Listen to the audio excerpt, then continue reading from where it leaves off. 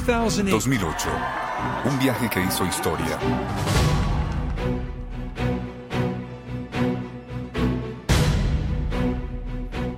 La primera visita a los Estados Unidos del nuevo Papa.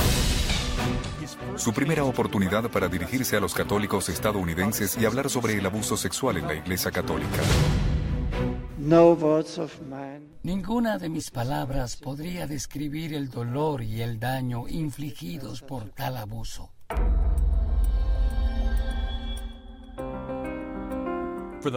Por primera vez, un papa se reúne con las víctimas del abuso.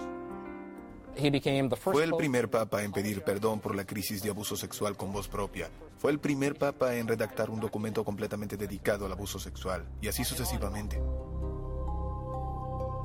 Pero detrás de las disculpas públicas y los encuentros históricos, hay una historia más sombría y complicada.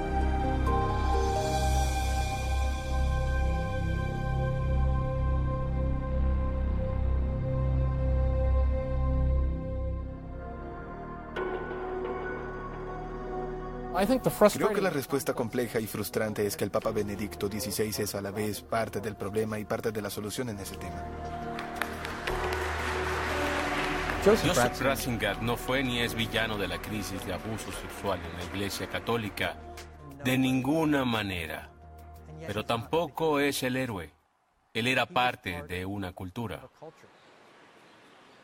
David Gibson es reportero especializado en religión y biógrafo del Papa. El poder, la autoridad de la Iglesia y el derecho canónico siempre estuvo en sus manos para hacer algo. Pero siempre tomó la vía más lenta, la táctica de postergar. Es algo que creo que la gente aún espera que responda. ¿Por qué? ¿Por qué no hizo más? Por décadas antes de convertirse en papa, Joseph Ratzinger fue un funcionario poderoso en el Vaticano quien más que cualquier otro, además del Papa Juan Pablo II, pudo tomar acciones decisivas para apaciguar la crisis de abuso sexual. Pero según dicen los críticos y muestran los documentos, la historia de cómo manejó los casos de pederastia es polémica, parte de una cultura de dilación y quizás obstrucción.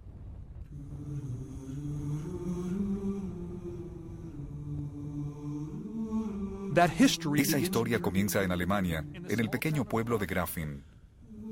En 1986, el párroco Peter Hullermann fue condenado por abusar sexualmente de niños. Pero tan impactante como el abuso mismo fue esto.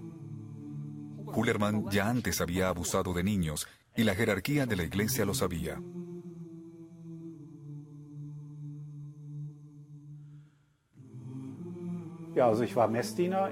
Yo era monaguillo en la iglesia donde sucedió e iba a misa de 2 a 3 veces por semana. En esta iglesia, en Essen, Alemania, Wilfried Fesselmann dice que Hullermann abusó de él 7 años antes de ser arrestado en Grafin. Fesselmann apenas tenía 11 años.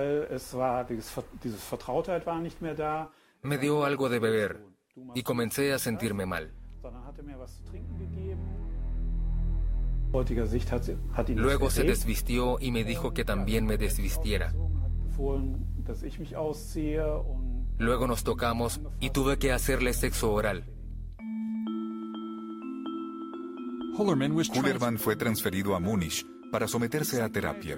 Su psiquiatra advirtió a la iglesia que no debería permitírsele trabajar de nuevo con niños, pero unas semanas después del traslado, Hullermann fue asignado a una nueva parroquia. ¿Quién supervisó el traslado de un delincuente sexual conocido a la nueva iglesia? El hombre que hoy conocemos como el Papa Benedicto, entonces cardenal Joseph Ratzinger, arzobispo de Múnich. Múnich debió suspenderlo en 1980. El señor Ratzinger, o quien fuera el encargado de asegurar que no permanecieran en la iglesia, debió haberlo expulsado. Esto podría haber salvado a muchas víctimas. El Vaticano admitió que el cardenal Ratzinger aprobó el traslado de Hullermann a su diócesis en Múnich, pero dice que fue el asistente de Ratzinger quien asignó al sacerdote pederasta a una nueva parroquia. Una decisión que, según el Vaticano, Ratzinger desconocía. Esperábamos cambios. El monseñor Charles Cicluna, fiscal de la Santa Sede, trabajó con el Papa por años en los casos de abuso sexual. Cuando conversó conmigo en el Vaticano, fue su primera entrevista para televisión sobre el historial del Papa. Hablamos de una diócesis enorme. con un mínimo de 1.000 sacerdotes. El arzobispo de Múnich-Freising debe delegar. Él delegaría sus decisiones y el seguimiento a otros. Eso es completamente entendible, pero de esos miles, apuesto a que no había muchos pederastas. Aspiramos que no. Es cierto, y probablemente es más fácil hacerle seguimiento a los pederastas. Mi pregunta para ustedes, ¿es posible que el cardenal Ratzinger pudo hacer un mejor trabajo en el seguimiento de los pederastas? Conociendo a Ratzinger, cuando delega algo, uno siente que es responsable. Es muy triste delegar cosas y que las ignoren. ¿Qué hacer? Es decepcionante. Si el cardenal Ratzinger en Múnich no supo del padre Peter Hüllermann, debió saberlo.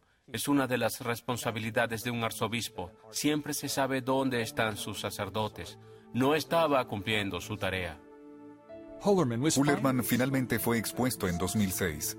No por la iglesia, sino por Wilfried Fesselmann, tras someterse a terapia.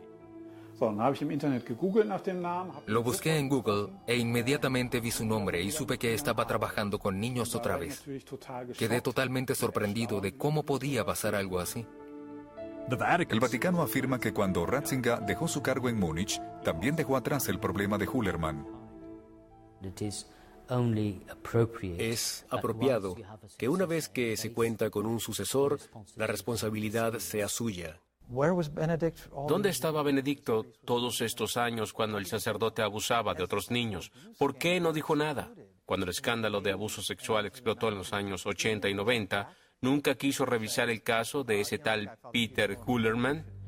Quizás para ver dónde estaba. El Papa nunca ha mencionado el tema. ¿Cuántos sacerdotes pederastas más pudieron estar bajo su jurisdicción cuando estuvo en el arzobispado de Múnich? No lo sabemos. Tras 5 años como arzobispo de Múnich, Ratzinger fue promovido a una posición en el Vaticano donde se vería directamente involucrado en algunos de los más notorios casos de abuso sexual en los Estados Unidos.